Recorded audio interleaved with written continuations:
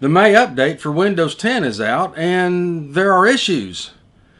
Oh, color me shocked.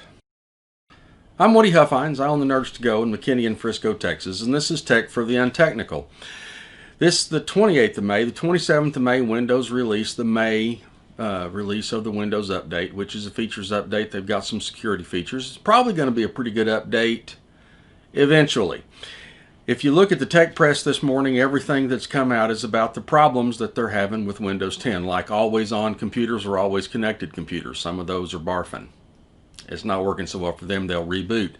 If you have an old NVIDIA card, if it's before version 385, then it's compatibility issues. It may not update.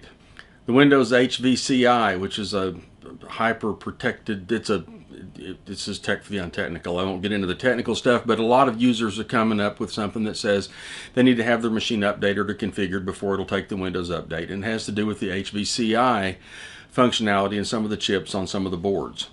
Some of the Intel integrated graphics GPUs are having problems. Here's the thing, and you can go on the Windows website and kind of update yourself on what the problems are that they're experiencing and see if maybe you would fall in that bucket or not. The Tech Press, ZDNet, and Bleeping Computer, and well, there's being a bunch of places that you can go look to see what the problems are. But here's the Tech for the Untechnical part. If you've got an older machine, I would wait and update a little bit later until they work some of these problems out. Because if you've got an older machine, you might have some driver incompatibilities, and looks like most of the problems that are showing up are driver incompatibilities. If you're a Windows Power user and you just can't wait to get it to see if there's a problem with your machine, I suppose you can. If you go to the settings menu, go to updates and security and say, look for updates, it will find the update and it will run on your computer.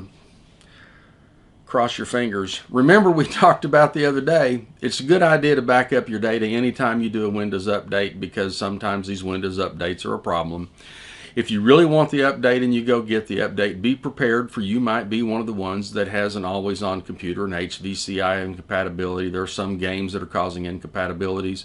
So be aware that you may need to roll that back, and Nerds to Go can help you with that if you get into a problem. But the short answer is the Tech for the Untechnical thing is, if you really don't need it, if your machine's running fine and it stays on and you don't have any problems, I would wait a couple of weeks until they work some of these things out. Now, Windows says they're working on them, and Microsoft always does work on these things rapidly, and admittedly, none of the problems that have shown up in the first 24, 26 hours of the update being available have been showstoppers. There's not been anybody that's lost data that's been reported, for example. But keep your eye on those resources, Windows Update resources, ZDNet, Bleeping Computer. Look at the Tech Press a little bit to see if there's a potential big problem. But as always, what I tell our customers is, if you don't need that update and you don't have a good reason to run that update, wait a couple weeks before you take the update. If your computer's running fine, there's no reason to rush into this. I'm Woody Huffines. I own the Nerds to Go in McKinney and Frisco, Texas, and this is Tech for the Untechnical. Hit the subscribe button below, mash the like, give me a comment, and we hope to see you soon.